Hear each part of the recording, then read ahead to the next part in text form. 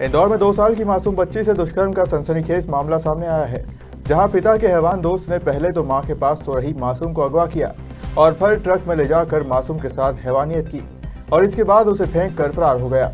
हालांकि पुलिस ने त्वरित कार्रवाई करते हुए आरोपी ट्रक ड्राइवर को गिरफ्तार कर लिया है।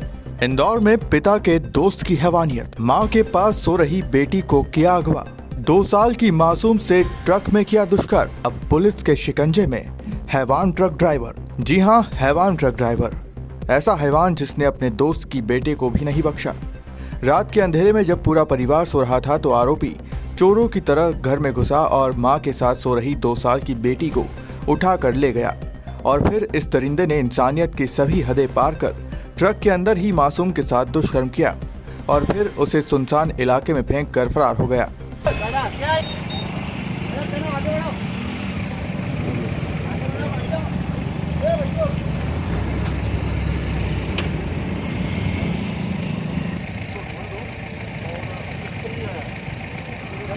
दरअसल हैवानियत का यह सनसनीखेज मामला इंदौर के चंदन नगर थाना क्षेत्र का है, जहां गुरुवार को 2 साल की मासूम के साथ उसके पिता के दोस्त ने दुष्कर्म किया। मां के पास सो रही मासूम को आरोपी रात करीब 2 बजे उठाकर ले गया था। आरोपी ने ट्रक में मासूम के साथ रेप किया और उसे छोड़कर फरार हो गया। गंभीर घायल अवस्था में मासूम रेत मंडी में मिली। पिता के बयान के आधार पर पुलिस ने मासूम के पिता के दोस्त और आरोपी ट्रक चालक को हिरासत में ले लिया है। चंद घंटों में ही रेप के आरोपी को गिरफ्तार कर लिया। घटनाक्रम हुआ तो क्या पूरा घटनाक्रम है सर? इंजन बंद करो सर, क्या पूरा घटनाक्रम है? ये चंदन नगर थाना क्षेत्र में जो है वो एक 1.5-2 साल की बच्ची है। उसको रात में वो परिवार वालों ने देखा तो उसमें घर में नहीं थी और ऑलरेडी उसमें दरवाज़ा था नहीं, घर में प्लाईवुड वगैरह अटकाया हुआ था। तो आरोपी जो है वो उसने उस बच्ची को लेकर के और फिर यहाँ घटनास्थल पे आया था। उसने उसके साथ दुष्कर्म किया है, जिस पर जानकारी मिलने पे तुरंत जो है मुकदमा कायम करके बच्ची की तलाश की गई और सुबह बच्ची यहाँ मिली थी।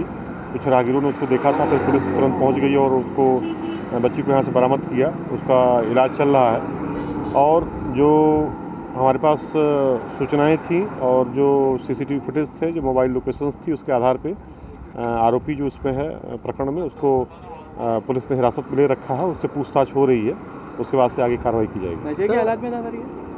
नशे की हालत में था ये? मेडिकल अभी आरोपी का मेडिकल होना शेष है। अभी तो नशे में नहीं है, अभी नशे में। प्राथमिक तौर पर क्या आ रहा है? बच्ची के साथ क्या दुष्कर्म जैसी घटना सामने आई हाँ, है? ऐसा जो आरोपी से पूछताछ और जो घटना स्थल है और जो बच्ची से जो बातचीत हुई है, उसके लग रहा है कि मतलब उसके साथ दुष्कर्म हुआ है। बाकी मेडिकल रिपोर्ट से और ज़्यादा क्लियरिटी आ जाएगी। सर, एक ये भी घटनाक्रम सामने आ रहा है कि बच्ची का घर तकरीबन घटनास्थल से तकरीबन 5 किलोमीटर दूर है और इस दौरान कई जगहों पर चौराहे आते हैं जहाँ पर पुलिसकर्मी तैनात होते हैं। तो रात में छोटी बच्ची को लेकर ट्रक चालक निकल रहा है, तो कहीं लापरवाही सामने आई?